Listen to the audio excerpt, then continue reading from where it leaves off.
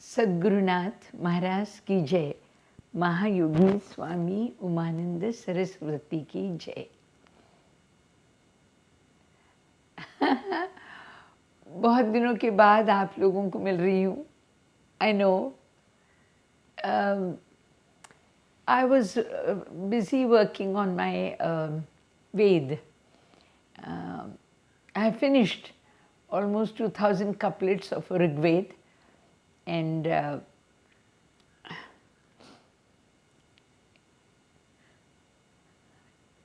I might be able to bring it out in the form of a book on 31st December, my Gurudev's annual day, birth anniversary, 31st December 2019. It is only the first chapter, first mandal of Rigved. There are 2006 richas, and we have translated that into simple English. Once the book is out, of course, I'll try and see if I can put it up on Kindle, on Amazon. Yes, so let's see, it will be made available. But since it's been a long time, I've been receiving some very friendly reminders. Why aren't you writing? Why aren't you talking? Why aren't you telling us something? So, so today I just thought I will tell a few very interesting stories to devotees, because I think stories inculcate in you a tremendous devotional feeling of, and fills your heart with joy. And joy is a very nice way of taking leap into higher spiritual realms. If your mind is happy, it somehow elevates you, even in spiritual, and if the story is of course spiritual, it will add to your desire of wanting to pursue it. So I'm going to tell one story today. Yeah, there is a particular, we call it vrat. Vrat yani, it's a sort of a program. Let's say it's a spiritual program which is observed by for Lord Shiva, to appease Lord Shiva. And it is supposed to fulfill all our desires or needs, whatever you call it. And sometimes all of us want to have some desire fulfilled. So, there is a very sweet program which is you maintain every Monday. Every Monday you are supposed to maintain a decent fast throughout the day, and if possible chant some mantras regarding Shiva, or read the book on Lord Shiva. And in the evening you are supposed to prepare something made of wheat flour. You need to just bake it. You cannot sort of, you bake it with wheat flour and a bit of jaggery, and you're supposed to make 3 portions of it and keep one for God, one for the cow, or of course some people around, one you're supposed to share with everybody, and that should be your meal for the day. It's a small austerity, but it's an interesting one. People love to do it sometimes, and I myself had observed it twice. I think I managed it twice. So it's a program for 16 Mondays, and on the 16th Monday you're supposed to invite a number of couples to come together and have and offer them good meals and offer them certain, we call it dakshina, or little donations. So it's a nice program, and you can do it to fulfill your desires, or you can do it if you need blessings, or you need, it's a very nice program. So there was one lady, and she was, of course she also wanted to do, we call it Sola Somvar, that is 16 Mondays. So she wanted to observe that, and she kept it. And of course, the moment you start observing certain austerities, there is a spark of divinity which starts emerging in us. I mean, you feel very spiritual, you act spiritual, you talk spiritual. And she too was into it, and she also felt very elevated and a little uncommon. I mean, you start feeling important about yourself. You feel that you're doing something nice and holy. So automatically you tend to become more humble, or you put on a sort of I won't call it an act. It just happens. You tend to become you tend to become more a little serious about everything, and polite to people. So somehow these qualities started emerging in her. And on the 16th Monday, when she had to invite all the people for meals and all, people came. And since you had maintained an austerity, people very humbly, some of them want to bend down and salute you. So she was getting all the attention and certain salutations and all. It made her feel very happy about it. And in the moment of that happiness, she turned and she very loudly announced, she says, if this 16 Mondays could change me so much, I'd like to keep it 16 times. Now, that was a very steep austerity, maintaining it 16 times of 16 Mondays. I'm going to leave the calculation to you people. So 16 times 16 Mondays, she said, I'm going to keep the fast. And of course, people applauded and they said, all the best, and I'm sure you will be seeing Lord Shiva. And of course, the day ended very beautifully. But since now she had committed, we call it sankalpa. Now she had made up her mind that she's going to do it. She didn't probably realize that it's going to be a little difficult for her. So she decided, and she decided to keep those 16 fasts for 16 times. So I think it's 16 into 16. 16 6 are 96, 9, 16 was at 16, and 9 is about 25. So 256 Mondays, my God.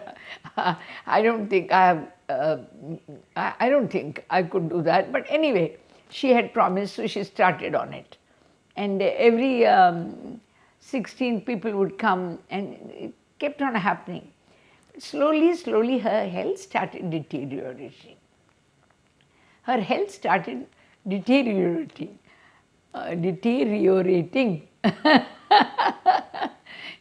And one fine morning, almost on the 16th Monday of the 16th plan, whatever 256, whatever it was, that Monday she was in bed. She was sick.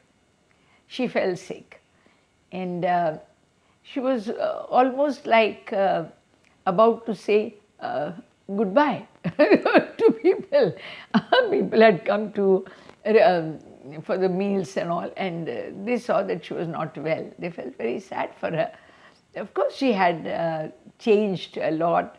There was a beauty around her. Everything went off very well. But somehow she was not very well physically, and she was lying, her spirits very low, and she was lying down. And the moment the evening, 16th evening was about to pass, and Lord Shiva rushed into the house. He came to her and he says, from the first Monday, 16th Monday, I was waiting out to come and meet you and give you blessings. But before I could come in, you had announced to do it for another 16 times. And I had to keep waiting for you. So please, for God's sake, I am here. I am blessing you. Now don't take further sankalpa and don't ask, don't say that you're going to do it another 16 times. I'm highly pleased with you, with your efforts. So just let's end it here. Well, the idea is uh, you don't need to be very steep about your own planning about spiritualism and all. It's a beautiful journey. You can take up any 3 days, a 7-day program, a 3-day program, 11 days program. So I'll just give a slight idea of how to go about it. So if you decide that you have, say, a few days at your hand and you want to take one leap, take one leap at a time. You don't have to commit yourself to 16 times, 16 days, 16 Mondays. It's not required. It's not required. So, so please, I don't mind just telling you that you take any one program. Suppose you like, say, Lord Krishna. Whoever you like. You might like Lord Krishna, you might like Venkatesha, Lord Venkatesha, or you might like the goddess herself, or you might like Ganesha, whatever. Whichever god, they are just incarnations of Chaitanya. They are the manifestation, or I wouldn't say manifestations, they are the source. They are the source. Like how any sweet dish is a source of sweetness. Any sweet dish, whether it could be in the form of peda or barfi or a milk product or anything which is sweet. So it's just a matter of, it's a source of sweetness. You eat that so that you feel the taste of sweetness in your mouth. Similarly, any god is just a source of Chaitanya. It just passes, radiates to you the energy that you need, the faith, the hope, the love, the kindness, the grandness, the support, all this what you need. These are various forms, they are like sources of it. So therefore you can get it from anyone. So, so there is a nice program. I would like to just give you an idea of what the program could be.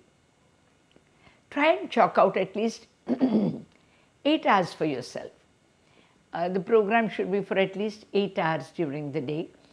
And in that, you need to do a couple of things. Now, you don't have to sit for 8 hours at a stretch. You can do it from 3 to 6 in the morning, first program. That will give you an idea of Brahma Muhurta. It's supposed to be a peaceful moment, so you can take it, sit down for 3 hours. Normally 3 hours, you can do 3 things in the early morning. First is you can do meditation. So meditation, some people feel it's a very difficult thing. Don't worry about it. You just sit with your eyes closed and just tell God that try and see if you can give me an appointment and sit quietly. 7 days I'm going to give you a chance, God, to meet me. That's how you're supposed to say. Or 3 days. And sit between 3 to 6 a.m. Now, during those 3 hours, normally if I need to sit, of course, I say my prayers. So these are, we call it Swadhyay.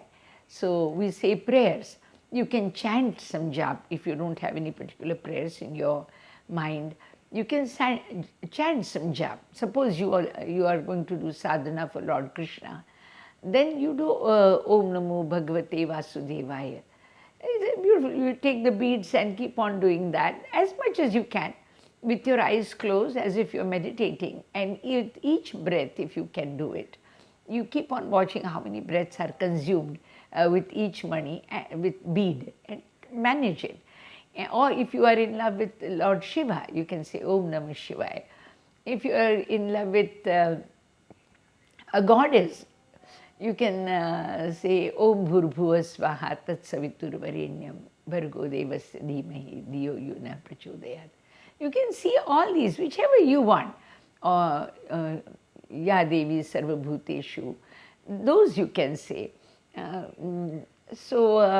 It's up to you. It's up to you. If you have a particular guru and then guru has given you a naam, you can use that. So for 3 hours, morning 3 to 6, keep your first program. Then you get the second, the 6 to 9, you take your break. If you want, you can lie down, and if you lie down in Shavasana. Shavasana is just learn to relax your body, relax it. You may experience Vaishvanar. Vaishvanar is you may eject out of your body, you may emerge out of your body, and you might be able to experience another beautiful experience of meditation. Now that is between 6 to 9, you have your break time. You can have your breakfast, you can take a little nap, whatever you are comfortable with, or meet your daily chores, whatever. Then 9 to 12, take a second program where you sit and read about the deity you are going to observe the fast for 3 days. So if you are seeking blessings of Lord Krishna, then you read something about Lord Krishna between 9 and 12. Manage that. And then you already have consumed 3, 6 and 3 again, that is 8 hours. Now you need to put in another just 2 more hours. Then you can again take another break from 12 to 4, because that's normally a lunch time, a sleep time, whatever it is and all. And unknowingly, knowingly, you can contemplate on these few things that you have read that day. So if you want, and between 4 to 6, whatever you have experienced or you have read, if you would like to note it down, you can do that. Or you can call up somebody and share what you have learned that day. You can call up a couple of friends. So you are like praising, praising the Lord in some way. So 2 hours you can do it. Either you contemplate on it, or you write it down, or you share it with someone. This is just a small little program. You can try it for 3 days. Try and finish the book that you take. Take a small book. You don't have to take a huge book to read. You take just a small book of let's say 40, 50 pages only. Or take some articles, a magazine, and then you read about that. Just the other day, a young gentleman has given me a book on Sai Baba as a small magazine. Reading some articles made me feel very happy about it. So 2-3 days, if you want, you can do that. And the first day, when you start, remember that the God needs to come. Like any other guest in your house, if the God comes or any guest comes, you want to offer something. It could be just a glass of juice or whatever it is. So offer that first day, second day and third day. And then tell me where you reach. It's a very beautiful experience. I'm going to start on Guru Charitra reading because next month we are having Datta Jayanti in December. So I would like to read a little a book on it. I've written one myself, so this is the one I might be reading. I'm not sure. I need to complete my Vedic writings also. Ved writings corrections are going on. But let's say, so I'm back on my channel and hope you have enjoyed it today. This is Swami Radhikanand from Pune. Thank you.